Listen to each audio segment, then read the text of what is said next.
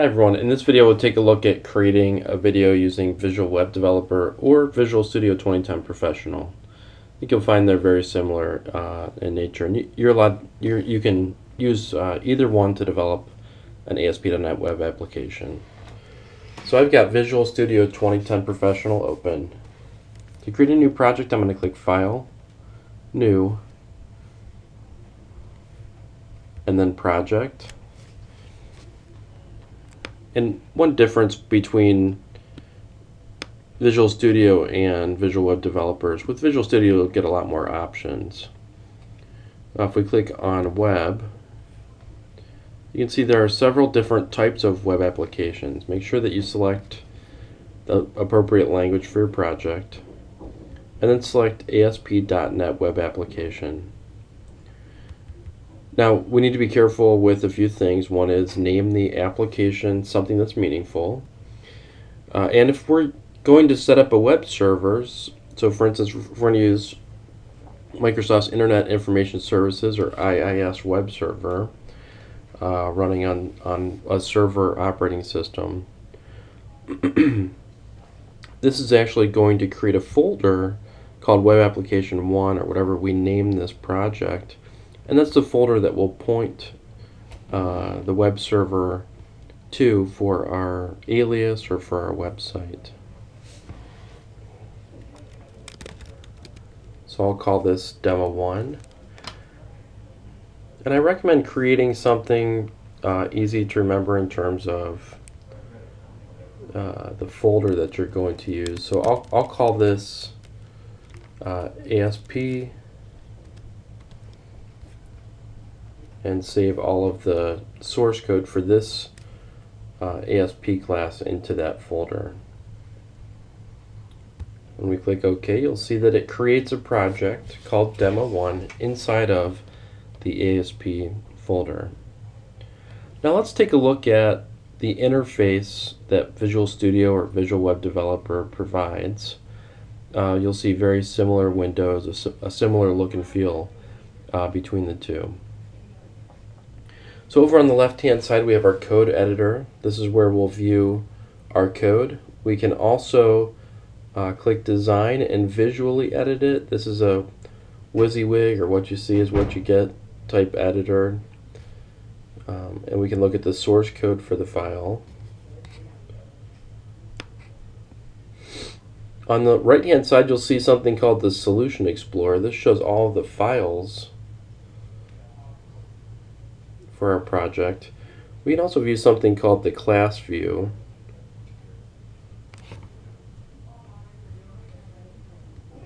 And this shows more of the object-oriented look of our project.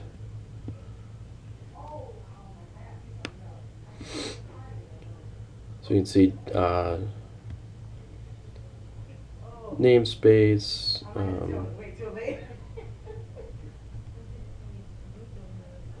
and drill down into each of the classes and methods and properties that are available to us.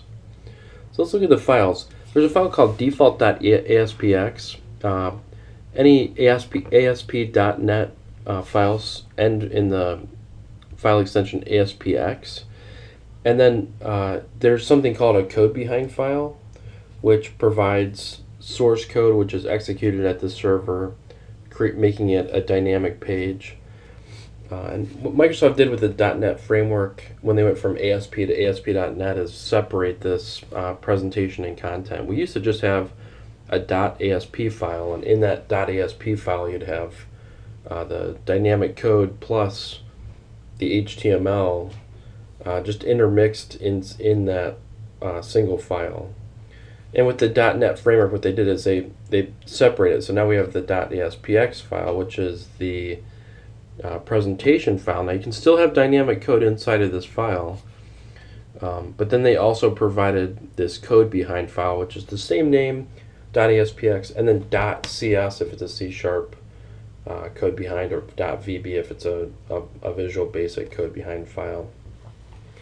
And you can see right at the top of the .aspx file that we're indicating what the code behind file is. in this page element at the very top of the ASPX page. So you'll notice a lot of times you go to a website and it says something something file.aspx. That means we're probably executing some server-side code on the web server and then returning back the HTML results of that file. Pay close attention to that client-server model. I think that's a really important thing to really have a solid understanding of. The fact that we create a request at the browser. That request is sent to a web server based on the IP address or the common name, which is translated into an IP address. Once it gets to the web server, it's going to find something in the file path based on the alias or the virtual directory that it's pointing to. So if it's www.tric.edu/pages, there's a virtual directory or an alias that's pointed to on the server or servers for pages.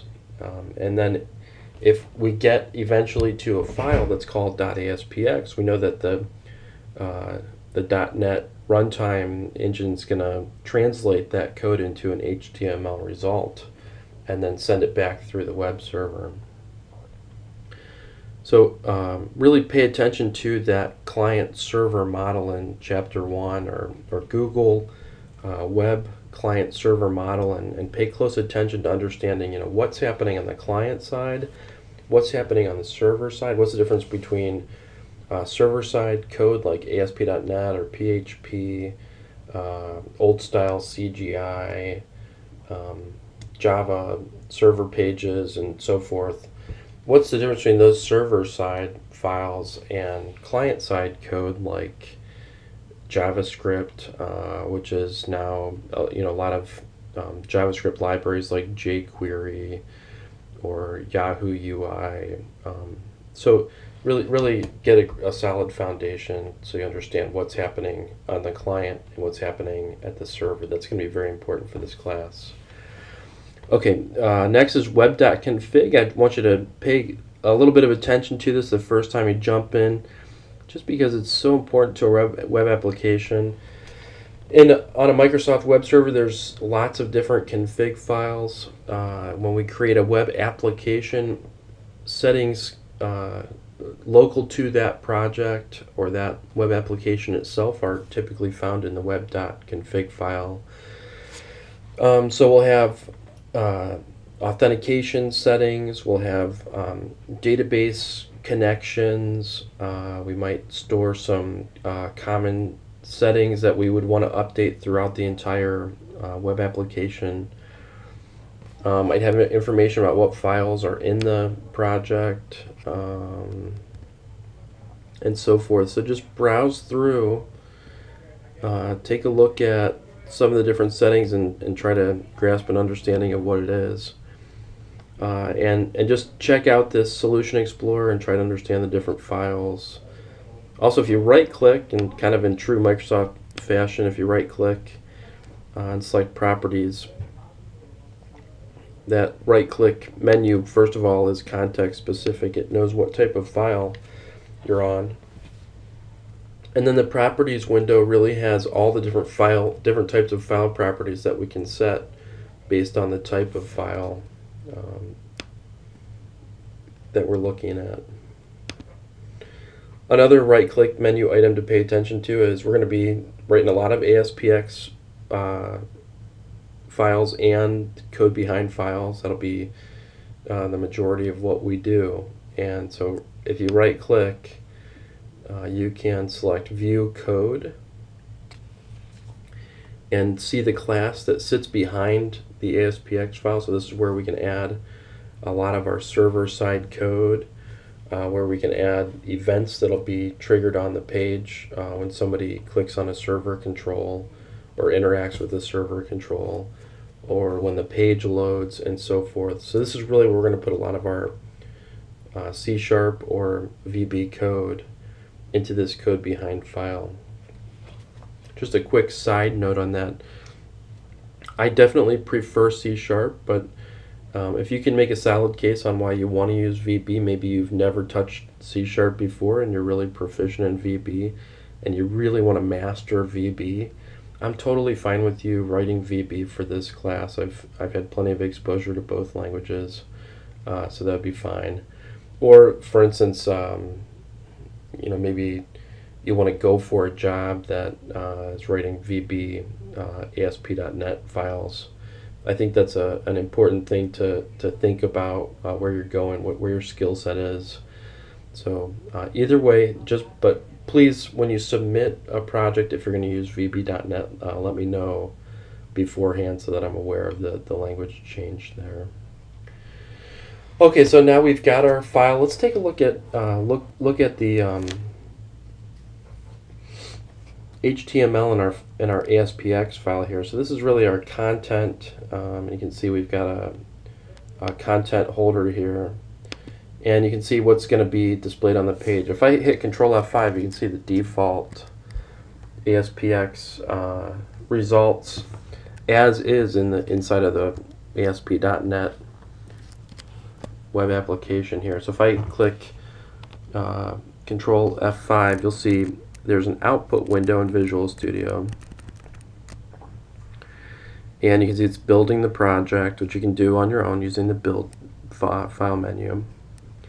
It's going to tell you if there's any problems, whether it built successfully or not, and then it's going to run it in a web page, in a web browser. So whatever your default web browser is there, probably Internet Explorer. And you can see it's pointing to default.aspx. So what I want you to do is go ahead and for project 1, I just want you to modify the HTML a little bit. So say hello world, or say hello ASP.NET from James. I'm just going to take out the rest of this. So now if I hit Control F5 again, it'll refresh the results and say hello ASP.NET from James. And really what I want you to get out of this week is installing Visual Studio or installing Visual Web Developer and getting up to speed. Just refresh your memory of JavaScript or HTML a little bit. We're going to do a little review at the beginning of the semester, but mostly we're going to focus on ASP.NET this semester. So, try to refresh those skills a little bit. Make sure you have absolutely no problems with Visual Web Developer or Visual Studio, whatever your decision is there. Take the project that you created and go ahead and just browse the files. Try to get an understanding of what's in the directory that you created when you created that project, so you can see a solution file, just like our VB.NET or C# console applications or our other types of projects. There's a solution file, there's a bin and an object folder, so we can see all of our debug and release code and linked libraries and whatnot. Take a look at the config file. So just try to get an understanding of what the project is. I'll ask you to zip up an entire directory, entire project. So you need to go up to your root source code file directory, and I'd recommend closing Visual Web Developer or Visual Studio. Right click and send to compressed folder. And that's what you'll send to me when you submit your project in Blackboard. Sometimes I'll ask you to take a screenshot. So typically there's a screenshot button on your computer, or you might have something like OneNote installed where you can hold down Windows and S and take a screenshot, and then take that screenshot and paste it into Microsoft Word and send it to me. Every once in a while I'll ask for that. And please, if you have any questions about anything, whether it's finding your way around the building, lab hours, downloading Visual Studio from our DreamSpark or MSDN NAAA site, or how to run a project a different way, about one of the files, anything, please don't hesitate to contact me. You can stop by during office hours. You can call. You can email. I'm probably my preferred method of communication is email, just because I can line them up and go through them a couple times a day. But just get in contact with me. Don't let anything don't mull over anything. I hope that makes sense. Don't, when you run into something, please don't spend a week kind of spinning your wheels on it. Instead, just make sure you're in constant communication. I think we lose a little bit of that ad hoc in-person communication. There is something a little bit lost there, so let's make up for that by staying in touch throughout this semester. So let me know how it goes. Get Visual Studio installed, or Visual Web Developer, get it up and running, create a project, just change some HTML in there and start refreshing your skills. And please let me know how it goes. Thanks.